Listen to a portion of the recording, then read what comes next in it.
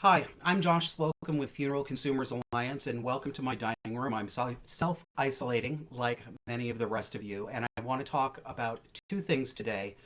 I want to help you get over some fears that you may be having about funerals, death, and dead bodies during this pandemic, but also to offer some options for families who find that they're not able to have that coming together of people that constitutes a funeral. Many funeral homes are being advised to limit gatherings to 10 people or sometimes even less. So, for many of you, I know this is going to be the first time that you have to deal with a situation where you can't have everybody together in the room, but there are ways that we can take our second choices and make something meaningful out of them. So, first, um, I'd like to put a couple of things in perspective.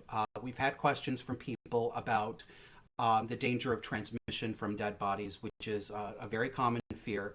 And I want to remind people that although we are in a pandemic with a novel virus agent, most of the basic medical science has not changed. Please remember, dead bodies are almost never the source of transmission for human communicable disease. There are rare exceptions, you've heard of some of them, but for the most part, it is people who are breathing, talking to each other and coughing, the people on the bus and the people in the room. This is why we're being asked to self-isolate.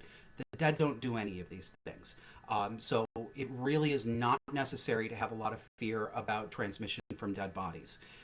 You've also probably seen some news reports about countries that are in the thick of the pandemic right now, where it appears that perhaps some funeral homes are having a hard time getting to pick up the deceased. Anything can happen, but from where I sit, I don't think that we are very likely to run into that in the US. We have a large number of funeral homes. In fact, kind of an overcapacity for normal times. It's not probably going to be the case that we're going to run out of coffins or that funeral homes aren't going to keep up. Now, I say all these things advisedly because things can change, but I'm a world class catastrophizer myself. I'm the kind of guy who can project out and say, what's the worst thing that's going to happen? It's probably going to happen. The worst thing usually doesn't happen. And for me, being able to look at the facts and remember that we are going to get through it and the worst isn't necessarily going to come to pass helps me keep a sense of perspective and keep my anxiety in check. So these are some things I'd say to you. Don't spend a lot of time worrying about. So what are some practical things that we can do?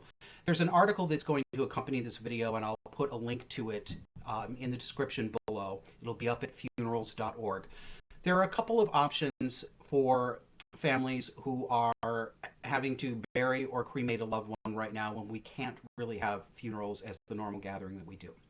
And a lot of families have already chosen these, so if they're not familiar to you, understand that they are familiar to other people, so it's not totally breaking new ground. Two of them are called immediate burial and direct cremation, and they're pretty much what they sound like.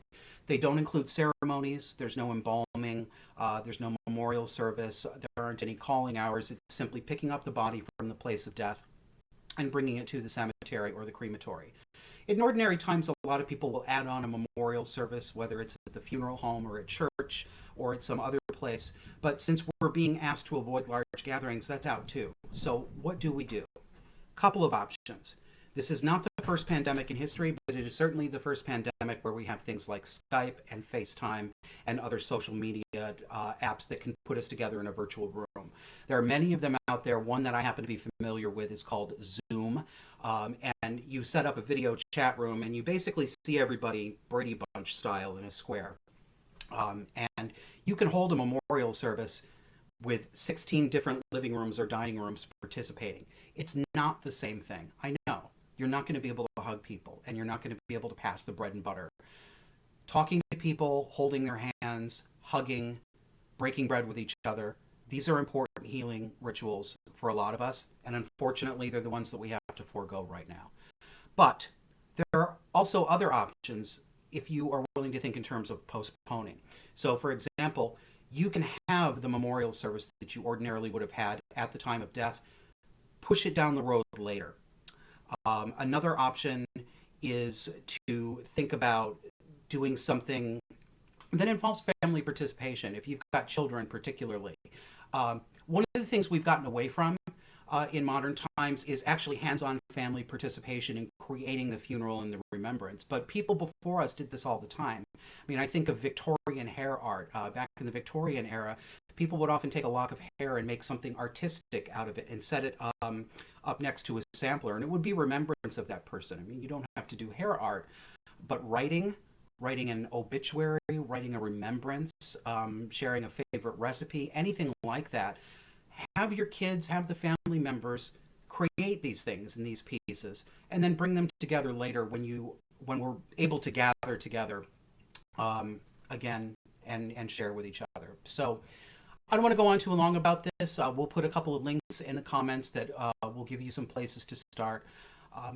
And I want you all to take good care of each other and remember that this is a difficult time. And for those of you who are experiencing a death right now, it's going to be even more difficult, and I'm sorry. But we can get through this together, and I wish you all health and happiness and peace of mind. Take care.